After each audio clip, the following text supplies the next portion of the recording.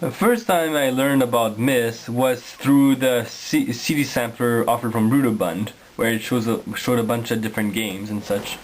So yeah, I gave a sample. The sample involved the library, and so all we could really do was check out the books where the two men inside, and I couldn't do anything else in the demo except click around a bit.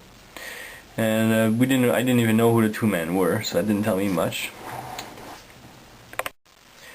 My siblings and I realized that this whole time we did have the game on CD, so we played. I was starting to think that this game lacked any true meaning and was meant to be a distraction. We went around, turned some levers, tried some passwords, we didn't unlock anything.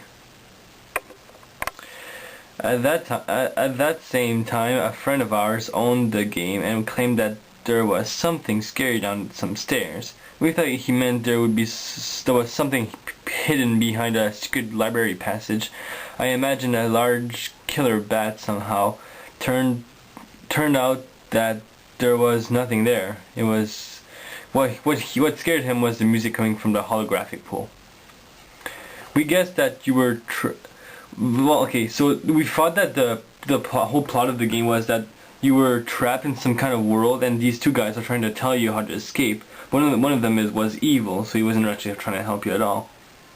I guess that the evil guy was the guy in the red book, Cirrus, and the blue guy was a silly, pathetic partner of yours.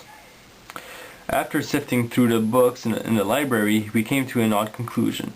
We thought that MYST was a refuge for a guy and some people who had escaped a legion of vicious monkey people from the main continent.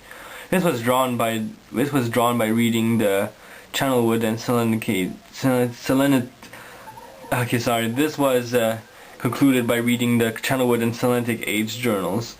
And we thought our first goal was to escape this tiny island and reach the continent via the spaceship or the boat. Over time, we continued trying to figure out the island's puzzles. We eventually managed to breach the safe in the cabin near the giant tree. Okay, so earlier in the game, I assume we had turned the wheel to the far right. Then we lit the furnace and turned the wheel back left. Then that's when we heard the loud noises of the tree elevator coming back down, and we got all scared thinking that it was a giant robot that landed on the island and would come and to zap us. I guess the fact that this game wasn't advanced enough to have such graphics never occurred to us. And so we ran out of the cabin and decided to hide in the fireplace chamber until we thought it was safe to leave. It was not until many years later that we started playing it again, and we decided to use the internet to help us solve the whole thing. We beat the game, but the storyline was still not entirely clear to me. I thought that Atreus was cursed and had to write in the linking books for the rest of his life if he wanted to keep them from being destroyed.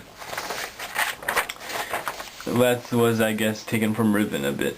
And the ages were also still a mystery. I thought they were all MYST Island, but at different time periods. Chillwood would have been the very beginning, with primitive humans in the trees and wooden technology. Then years later, during the Renaissance of some sort, was Stone Ship, which introduced galleons and lighthouses. After that was MYST, who was like the present. Then the lighthouse gave way to the clock tower, I suppose. Oh, and the land itself would always be changing, and the trees came and went. Then I figured that there was a major flood, and then was the mechanical age, which was MYST during the future.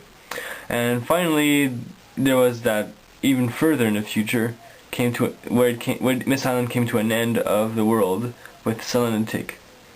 You might say MYST Island was destroyed, and eventually everything cracked and was desolated.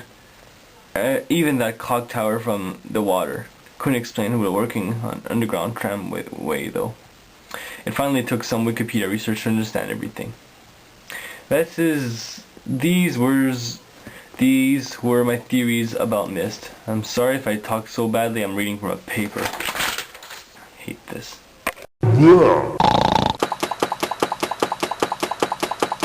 Ooh la la!